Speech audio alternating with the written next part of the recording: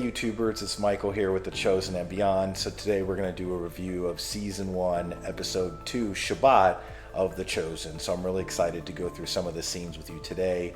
We'll start with basically we're in Capernaum. Mary has been restored. We'll go through some scenes with her, how she's been restored. She's witnessed by one of the Pharisees, Joseph, and that starts a chain of events which will bring in Nicodemus and some of the other priests on an investigation of how Mary got restored. But then in the background, we're going to introduce some of the other characters like Matthew and Simon, who have also been entangled with the situations going in with Rome. With Matthew, he is going to the praetor of Judea, as it says, which is interesting. We'll cover that.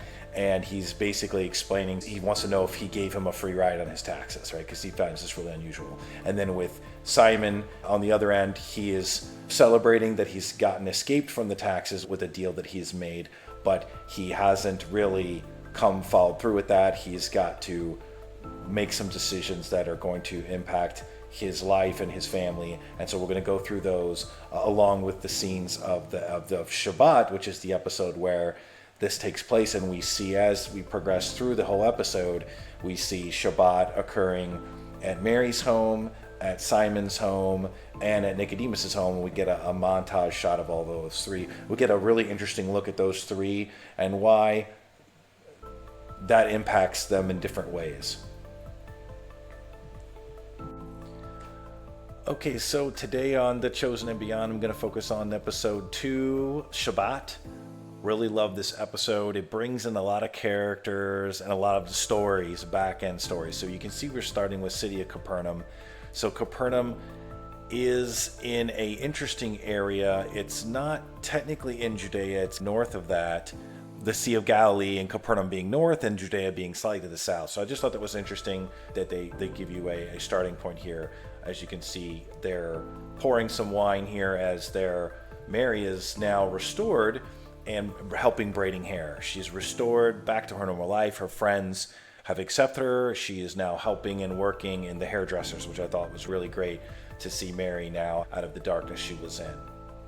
Mary goes out to get some flowers for the hair braiding, and she's observed by Joseph, one of the Pharisees, and he sees her restored. He's totally frozen, wondering, am I deceiving me? I'm actually seeing Mary restored here.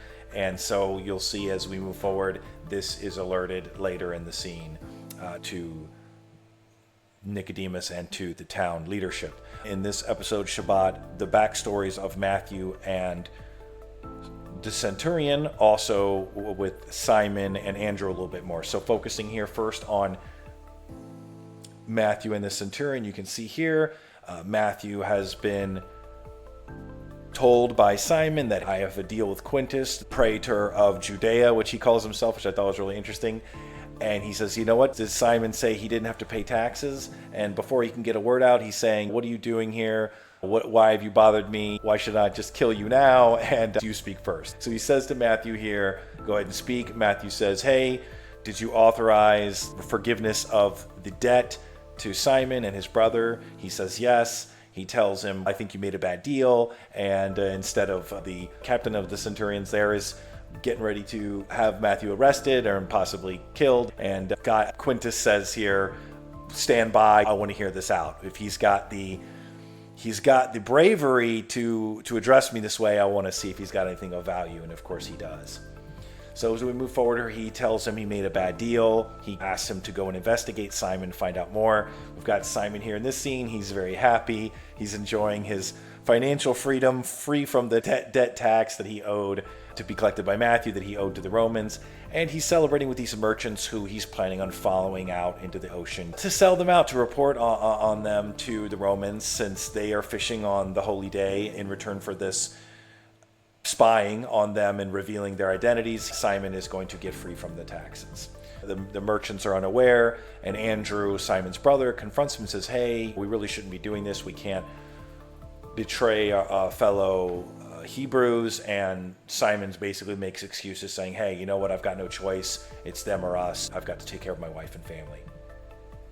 So I think it was really interesting, this scene here. So now we've got, in the far left, you can just see the I believe they call him the Abudin, which is like the magistrate of the town. And so he's like the political administrator. And Yosef has sent in a report. You can see on the left, Nicodemus is in the center. And they've basically said, hey, we're going to open an investigation. We've discovered that Mary has been restored, the woman who you offered rights to. Nicodemus is very shocked because he saw that as a big failure. He didn't think he was able to save her. He said multiple times that she was beyond human aid, so they believe it to be a legitimate miracle, which I find interesting because there aren't supposed to be any miracles. But anyway, so Nicodemus asked permission to pause investigation while he can speak with Mary. So Nicodemus finds Mary here. She's preparing for her Shabbat, which is the name of our episode here, and that wraps up towards the end. But he asks her who it is. She says it was a holy man, and he asks if he can meet with her. She's reluctant, but does believe Nicodemus to be honest in his desire to speak with Jesus, and he's not upset or offended that someone succeeded where he failed. He's just eager to learn the truth. So you see in this scene here, the way they filmed this, because when you read scripture, the one thing that really strikes out to me a lot is, we're made whole by God and in part when we're married, but as we become partners in one flesh. But Nicodemus here, he's allowing people to come in Shabbat dinner and he's hosting it. And you have this one couple with another Pharisee, and he says, oh, we're so happy to be invited. You make us whole. And he says, welcome, come in, but only God can make us whole. So he's already here. You can see he's frustrated. He's frustrated that everyone is all about status. It's all about the political status and what dinner I'm invited to and what seat I sit at. And he's getting tired of it. And it's because he's seeking the truth, right? He's seeking that there's something greater than just these rules and traditions and the politics. There's more to it, and that's the Messiah coming. So Mary is now returned home and welcomed Jesus into the Shabbat dinner. She sits down. We have Thaddeus and little James on the left, and then I think we have a couple other of the locals people, Shula and her friend Barnaby, and then also, of course, Jesus sitting at the table. So I thought this was a really nice introduction. Mary sits down, she reads the prayer. As she's reading the prayer, we get a little bit more imagery of Jesus here with little James and the others. Mary says, no, Jesus, you should read the prayer. And Jesus is like, Mary, I'd like you to read it. So it's very beautiful. It's basically thanking God for the time that he's given us for us to rest and reflect, just as he rested on the last day after creating the universe. We get a nice montage scene how everyone is celebrating Shabbat. Nicodemus obviously has a very large crowd here and he's celebrating, but it's very formal, very ceremonial, doesn't have a lot of heart to it, right? He's looking for more. We have Simon and his wife and his brother Eden and Andrew, of course. There's a little bit of a discomfort here because Simon has been working on Shabbat. He's going to continue to work, and so Eden is not happy and Andrew is not happy that Simon is planning on turning in the merchants.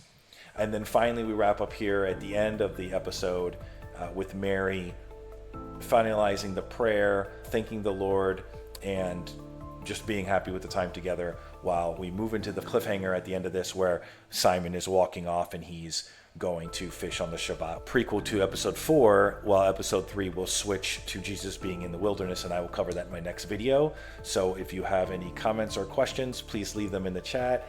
Thank you for watching, and I'll see you soon.